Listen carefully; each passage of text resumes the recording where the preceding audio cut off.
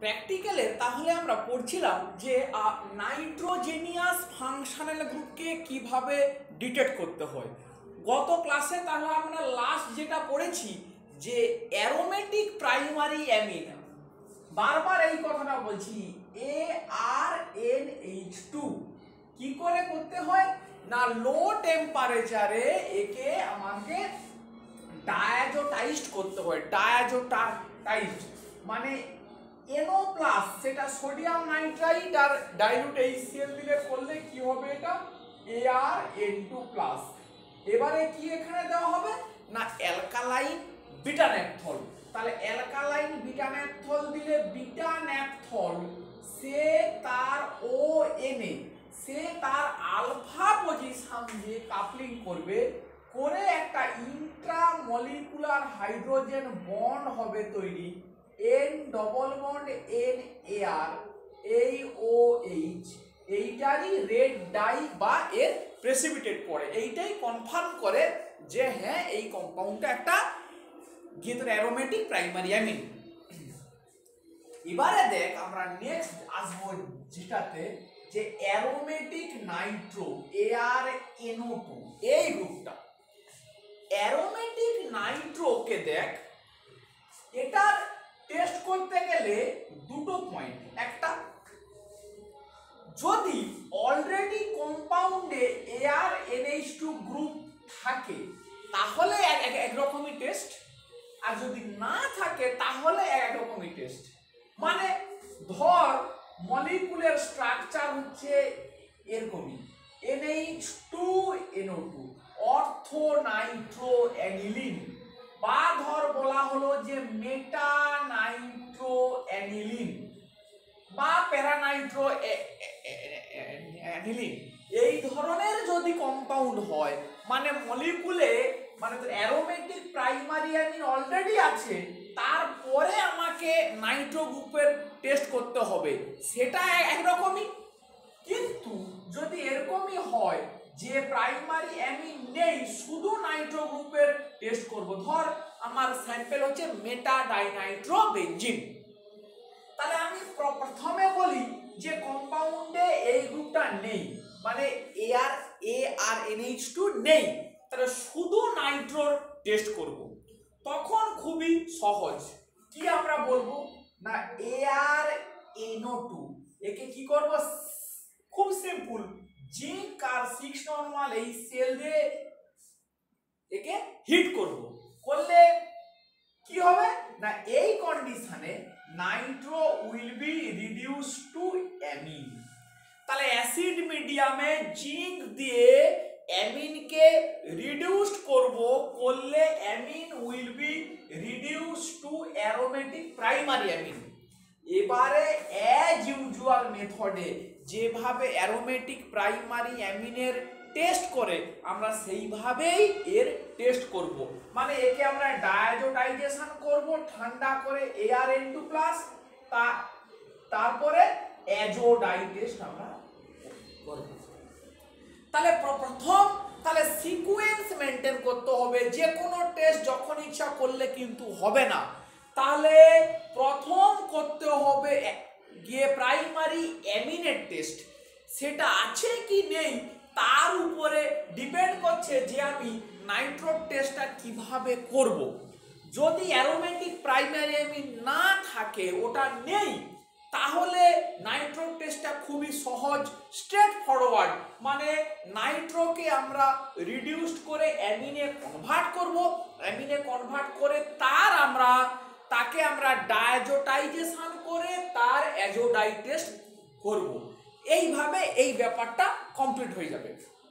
কিন্তু যদি অ্যামিন থেকে থাকে, test of aromatic Nitro in presence of aromatic primary amine, যদি অ্যামিন গ্রুপ থেকে থাকে তাহলে নাইট্রো টেস্ট কিভাবে করব। একটু ঠান্ডা মাথায় চিন্তা কর, আমার স্যাম্পেলে মনে কর এরকমই স্যাম্পেল, এই অ্যামিন এই নাইট্রো আছে, তাহলে এটার টেস্ট আমি পেয়ে গেলাম। তাহলে এবারে যদি একে আবার জিঙ্ক দিয়ে রিডিউসড করে নেই অ্যামিন, করে যদি ডায়াজো টেস্ট করতে যাই, সে তো এ তো আছেই, তাহলে এটার জন্য তো ডায়াজো টেস্ট তো পাবোই।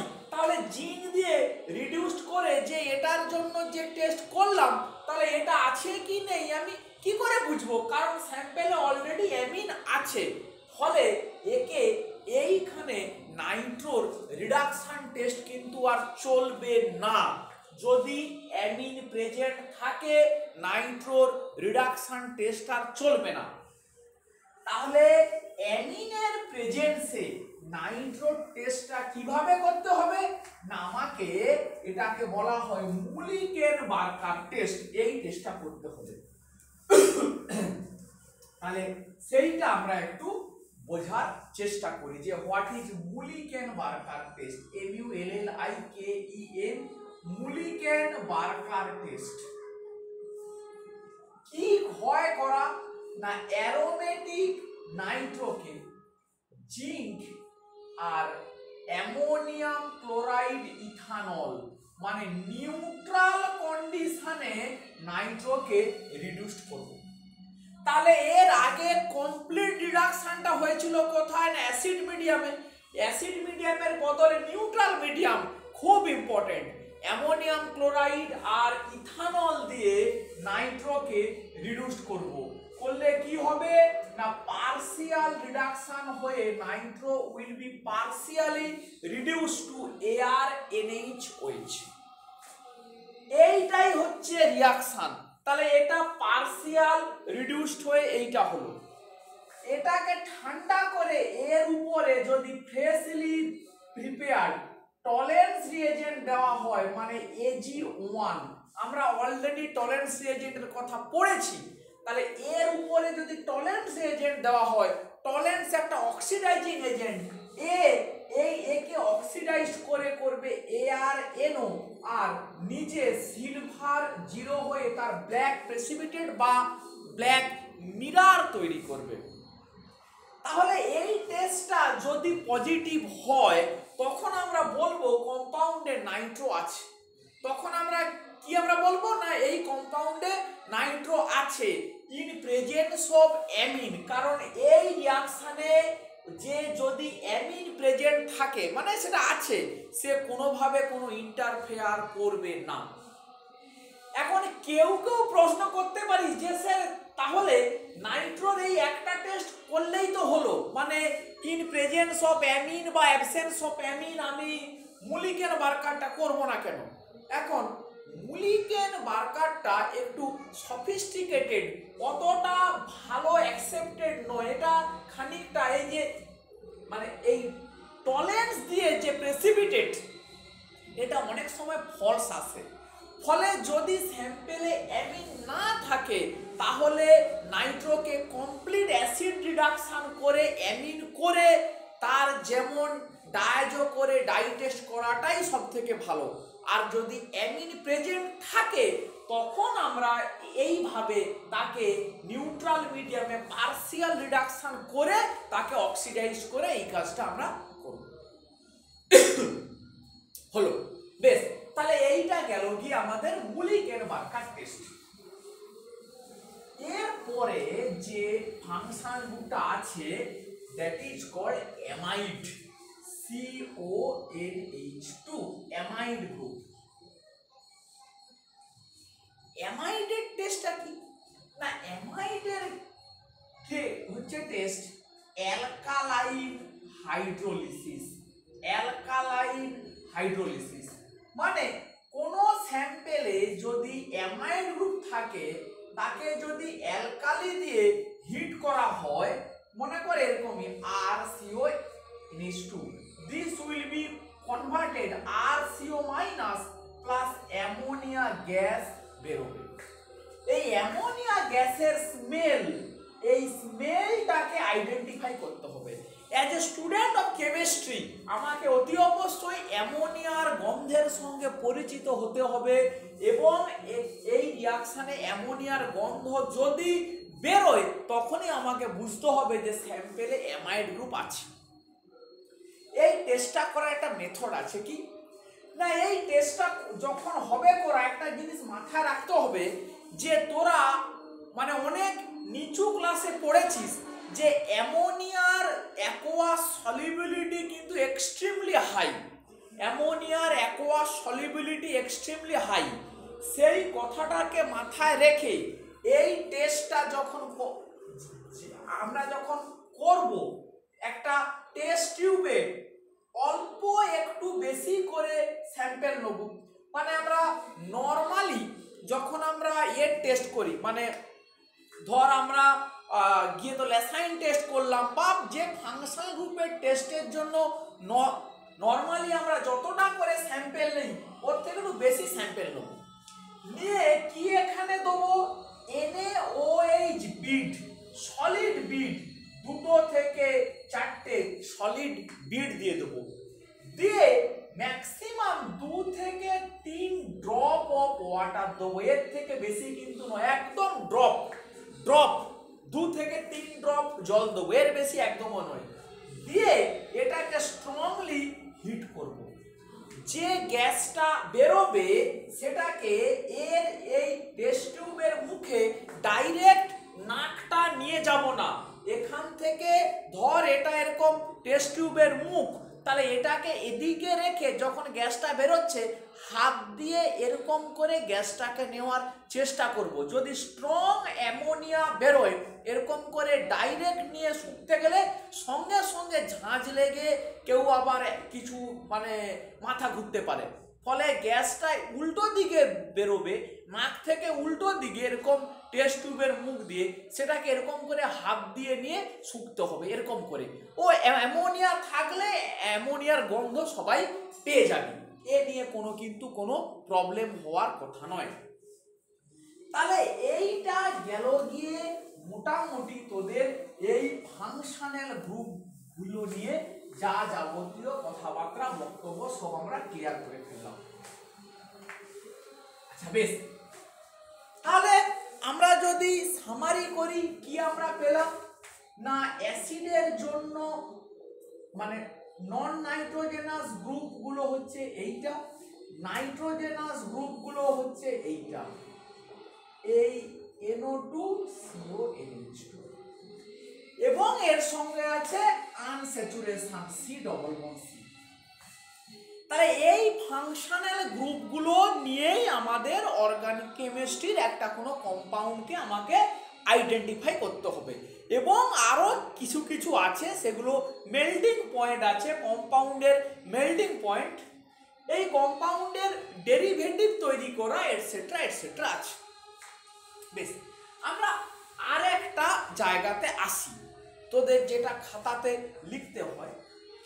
এখন দেখ, এই কার্বক্সিলিক অ্যাসিডের এই যে টেস্ট, এটা নিয়ে অনেক কিছু কথাবার্তা আছে, মানে প্র্যাকটিক্যাল মানে তোকে ল্যাবে করতে করতে এক্সপেরিয়েন্স করতে হবে। আমি এখানে মানে থিওরি ক্লাসের মতো করে বুঝিয়ে দিলেই যদি সব জেনে যাবি সেটা এক্সপেক্ট করাটা অন্যায়। তাহলে আমরা কি শিখেছি যে কার্বক্সিলিক অ্যাসিডে বাইকার্বনেট দিলে কি বেরোয়, CO2 গ্যাস বেরোয়, এবং CO2 গ্যাসটার সোর্স এই সোডিয়াম বাইকার্বনেট। এখন ম্যাক্সিমাম বইতে যেটা আছে লেখা যে এটা হচ্ছে কার্বক্সিলিক অ্যাসিডের প্রিলিমিনারি টেস্ট, এর একটা কনফার্মেটরি আছে টেস্ট, মানে যে টেস্টটা করে কার্বক্সিলিক অ্যাসিড গ্রুপ আছে কিনা তাকে কনফার্ম করা যায়। কি সেটা না, এস্টারিফিকেশন টেস্ট। এস্টারিফিকেশন মানে একটা কার্বক্সিলিক অ্যাসিডকে যদি আমরা ইথানল এবং কনসেন্ট্রেটেড সালফিউরিক অ্যাসিড দিয়ে ট্রিট করি, so this will be converted RCO2 এবং এইটা মানে রিঅ্যাকশনটা হওয়ার পরে যদি সোডিয়াম বাইকার্বনেট সলিউশনে পুরো রিঅ্যাকশনটাকে ফেলে দেওয়া হয়, তাহলে এই এস্টারের সুইট স্মেল বা ফ্রুটি স্মেল, সুইট স্মেল বা ফ্রুটি স্মেল মানে পাকা ফলের মতো গন্ধ পাওয়া যায়। সেই গন্ধটা থেকেই নাকি লোকে বলে যে এস্টার গ্রুপ তাহলে তৈরি হয়েছে, ফলে কম্পাউন্ডে কার্বক্সিলিক অ্যাসিড গ্রুপ আছে। এখন এই এক্সপেরিমেন্টটা লেখার জন্য ভালো, কিন্তু সত্যি সত্যি এটা করে ওই গন্ধ পেয়ে তারপরে কেউ মানে অ্যাসিড গ্রুপ আছে বলে কনফার্ম করবে, এটা আমি অন্তত বিশ্বাস করি না, এক্সপেক্টও করি না। মানে এটা একটা লেখার জন্য, তোদের বইতে লেখা আছে দেখবি এস্টারিফিকেশন, ওটা লিখে দেওয়ার জন্য যথেষ্ট।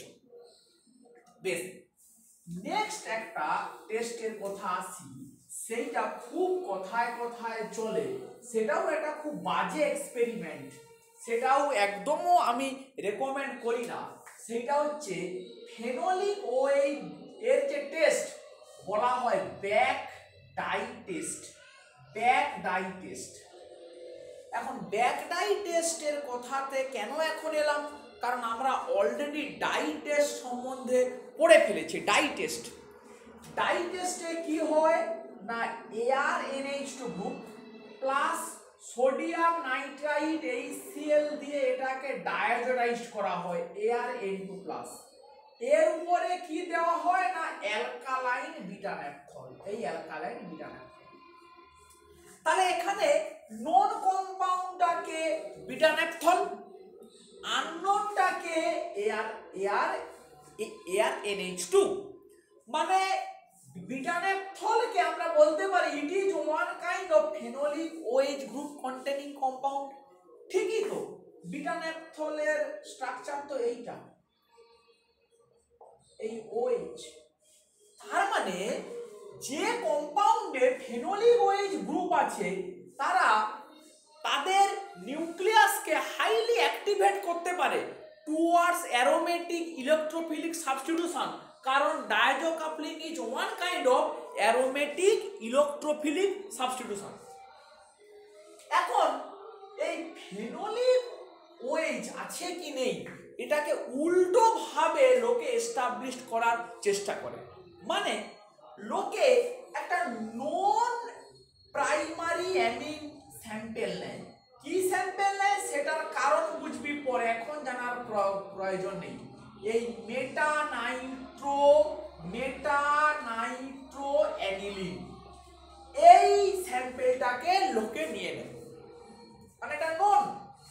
একে কি করে ডায়াজোডাইজড করে NaNO2HCl, এটা কিন্তু নন স্যাম্পেল, মানে এটা মানে চেয়ে নিল। কি হবে তাহলে এইটার হবে N2 প্লাস, এটা যেমন কিছু হয়নি চেঞ্জ। এবারে তোকে যে অর্গানিক স্যাম্পেলটা দিয়েছে, সেই অর্গানিক মানে স্যাম্পেলে ধর এরকমই ফেনোলিক OH গ্রুপ আছে, তাহলে একে যদি অ্যালকালাইন করা হয় ONA, তাহলে এটার উপরে যদি এই ডায়োডাইজ স্যাম্পেলটাকে ফেলা হয়, তাহলে ইট ইজ এক্সপেক্টেড যে ওই কম্পাউন্ডের কোনো একটা জায়গাতে এরকমই OH ধর এরকমই একটা জায়গায় এই ডায়োডাইজ যে স্যাম্পেল সে কিনা ডায়াজো কাপলিং বিক্রিয়া করলে এটারও নাকি একটা কালার ডেভেলপ হতে পারে। হয়তো হয় যখন বইতে লিখেছে নিশ্চয়ই হয়, কিন্তু এই কম্পাউন্ডটাতে মানে ফেনোলিক OH যে ওয়ালা যে কম্পাউন্ড, তার তো সেটা তো আননোন, মানে সেখানে শুধু এরকমই মানে এই কম্পাউন্ডটা হচ্ছে রেসোরসিনল, এটা যেমন হতে পারে ফেনোলিক OH ওয়ালা কম্পাউন্ড OHCO2H স্যালিসাইলিক অ্যাসিড হতে পারে, ফেনোলিক OH ওয়ালা কম্পাউন্ড OH মানে নাইট্রোফেনল হতে পারে। তাহলে এই আননোন ফেনোলিক OH বিয়ারিং কম্পাউন্ডগুলো কে কোথায় কাপলিং করাবে, মানে কার কোন জায়গাতে যে তোর কাপলিং হবে তার কোনো ঠিক ঠিকানা নেই। কে কতটা রিংকে অ্যাক্টিভেট করাবে তারও কোনো নিশ্চয়তা নেই। ফলে এই টেস্টটা কখনোই একটা কনফার্মেটরি টেস্ট বলে রিয়েলিস্টিক গ্রাউন্ডে মানে অ্যাকসেপ্ট হতে পারে না। কিছু জিনিস থাকে যেটা বংশ পরম্পরায় লোকে লিখে এসেছে, তোরাও সেটা যদি প্র্যাকটিক্যাল লিখতে হয় তোরাও লিখবি যে এটাকে বলা হয় ব্যাগডাই টেস্ট, এটা নাকি ফেনোলিক ওইচের কনফার্মেটরি টেস্ট। এখন এক্সামে নম্বর পাওয়ার জন্য এগুলো লিখতে হয়।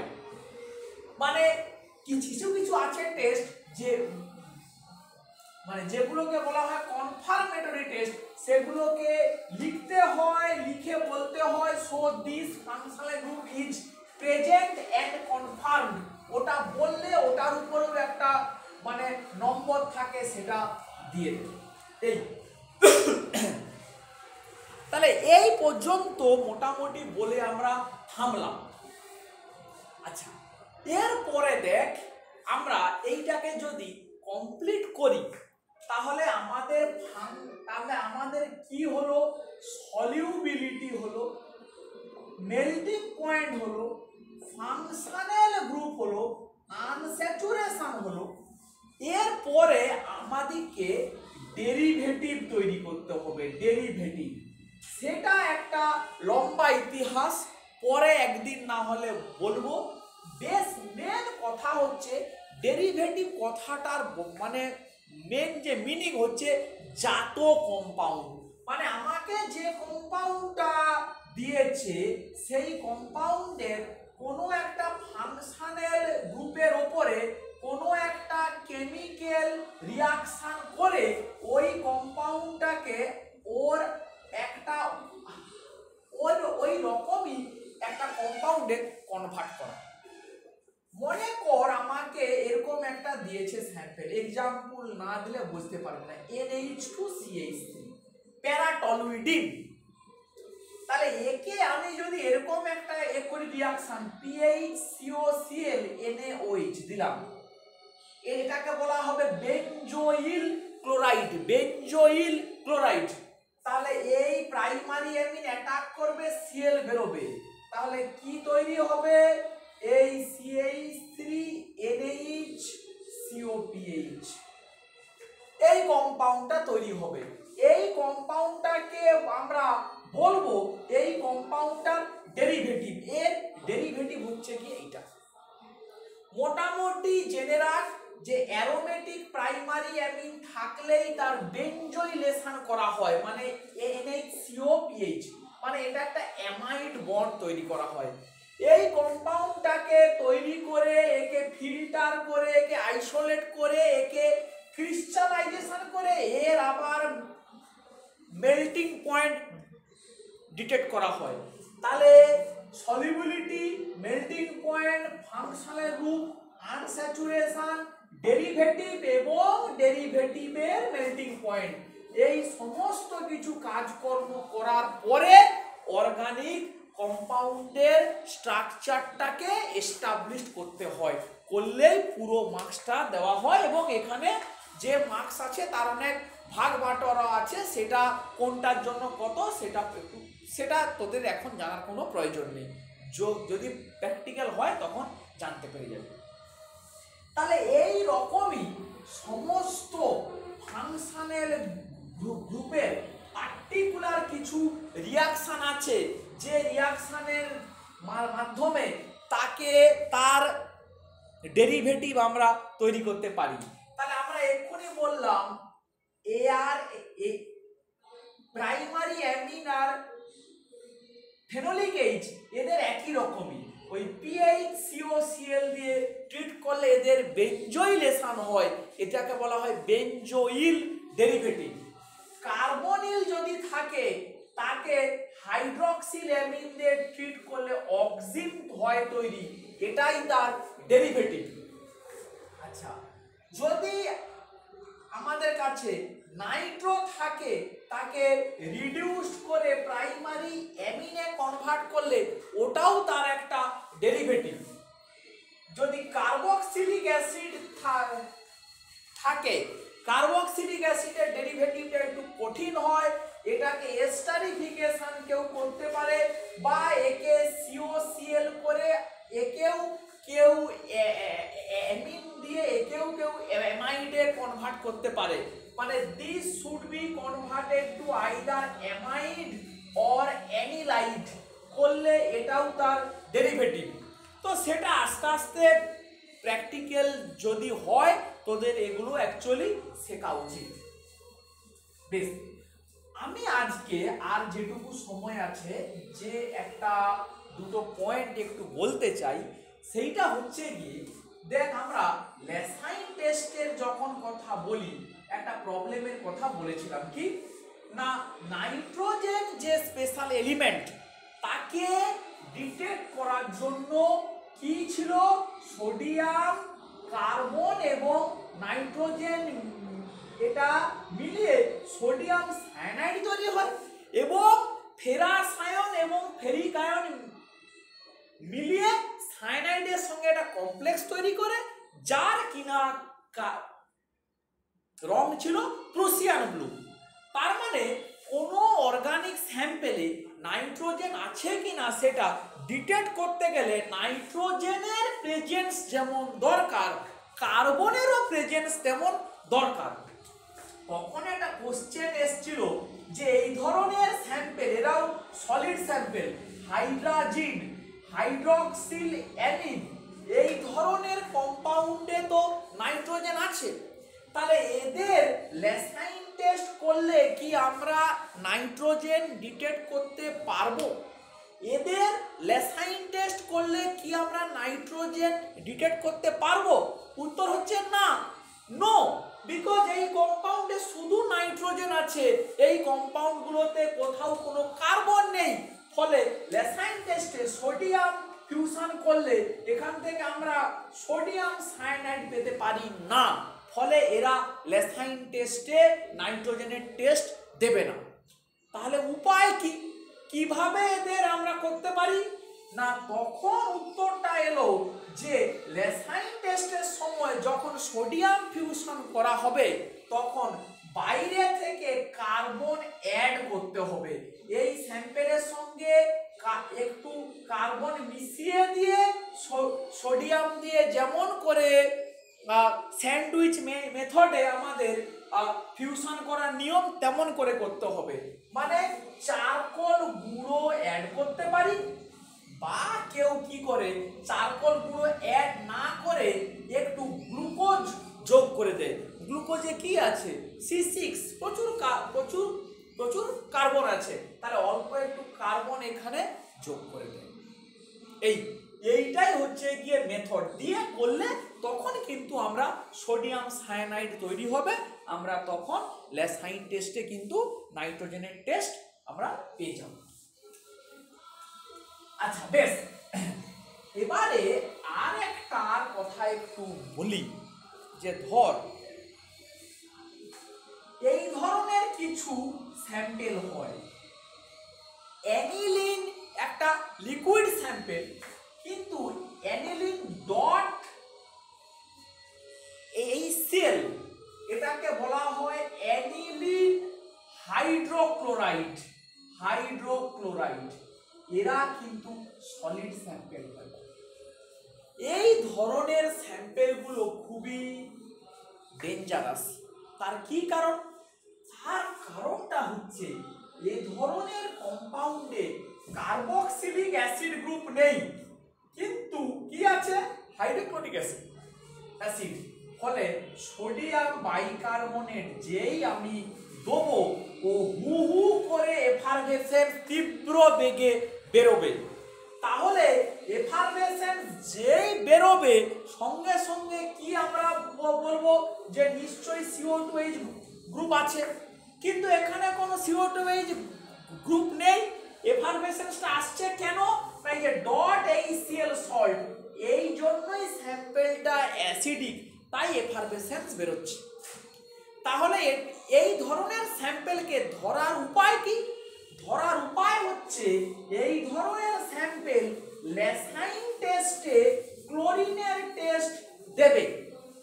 Cl আছে, যখন কোনো কম্পাউন্ড থেকে ল্যাসাইন টেস্টের দ্বারা ক্লোরিন আমরা পাবো, তখন আরেকটা এক্সট্রা কাজ করতে হবে। কি কাজ না, ধর ক্লোরিন যদি কম্পাউন্ডে এরকমই ভাবে কোভ্যালেন্ট বন্ডের দ্বারা অ্যাটাচ থাকে, এর ক্যারেক্টার অন্যরকমই। আর যদি এই স্যাম্পেলে ক্লোরিন কিন্তু আয়নিক বন্ডের দ্বারা আছে অ্যাটাচড, এটা হচ্ছে কোভ্যালেন্ট আর এটা হচ্ছে আয়নিক। এদের মধ্যে পার্থক্য কি না, যে ক্লোরিনটা কম্পাউন্ডের সঙ্গে কোভ্যালেন্ট বন্ডের দ্বারা অ্যাটাচড আছে সেই স্যাম্পেলের উপরে ডাইরেক্ট সিলভার নাইট্রেট দিলে কোনো প্রেসিপিটেট পাওয়া যাবে না, কিন্তু যেখানে আয়নিক ক্লোরিন আছে সেখানে সিলভার নাইট্রেট যদি করি অ্যাড তাহলে হোয়াইট প্রেসিপিটেট পাওয়া যাবে উইদাউট ল্যাসাইন টেস্ট। মানে এই দুটো কম্পাউন্ডকেই ল্যাসাইন টেস্ট করলে ক্লোরিনের টেস্ট আমরা পাবো। মানে ল্যাসাইন টেস্ট করা মানে কি, সোডিয়াম দিয়ে ফিউজ করে সোডিয়াম ক্লোরাইড তৈরি করা, কিন্তু আমরা বলছি সেটা পাওয়ার পরে ক্লোরিনটা কোভ্যালেন্ট বন্ডের দ্বারা অ্যাটাচড আছে নাকি আয়নিক বন্ডের দ্বারা অ্যাটাচড আছে সেটা বোঝার উপায় কি না, অর্গানিক স্যাম্পেলটার উপরে ডাইরেক্ট সিলভার নাইট্রেট দিয়ে ট্রিট করলে যদি প্রেসিপিটেট পড়ে তাহলে বুঝতে হবে যে ওখানে ক্লোরিনটা আয়নিক বন্ডের দ্বারা অ্যাটাচড আছে। আর এই আয়নিক বন্ডের দ্বারা অ্যাটাচমেন্ট মানেই আমাকে বুঝতে হবে নিশ্চয়ই হাইড্রোক্লোরাইডের সল্ট হয়ে আছে ডট HCl। তখন বাইকার্বনেটে যে এফারভেসেন্স পাওয়া যাচ্ছিল ওটাকে তোকে ইনটিউশন করতে হবে যে তাহলে এই এফারভেসেন্সটা ওই ডট HCl এর জন্যই হচ্ছে, এই কম্পাউন্ডে কার্বক্সিলিক অ্যাসিড নেই। বলবি স্যার কেন, থাকতেও তো পারে, থাকতে পারে, কিন্তু এটা একটা এক্সপেরিয়েন্স থেকে বলা যায় যে ধরনের কম্পাউন্ডগুলো নিয়ে আন্ডার গ্রাজুয়েটে প্র্যাকটিক্যাল হয় একসঙ্গে CO2H আবার সেই স্যাম্পেলে অ্যামিন ডট HCl এরকমই থাকে না, বেসিক্যালি থাকে না, ফলে এইটা একটা বক্তব্য। ঠিক আছে, তো মানে দেখ আমরা এইভাবে ভিডিওর দ্বারা যতটা বোঝানো যায় বোঝালাম, প্র্যাকটিক্যাল না করে তো আর পুরো জিনিস বুঝতে পারবি না। অতএব প্রার্থনা কর মানে যাতে তাড়াতাড়ি প্র্যাকটিক্যালের ক্লাসটাকে খুলে দেয়, তাহলেই আমরা প্র্যাকটিক্যাল করে এগুলো হাতে নাতে করতে পারবো। ওকে, ঠিক আছে, তাহলে আমরা এই প্র্যাকটিক্যাল ক্লাসটা এখানেই শেষ করলাম।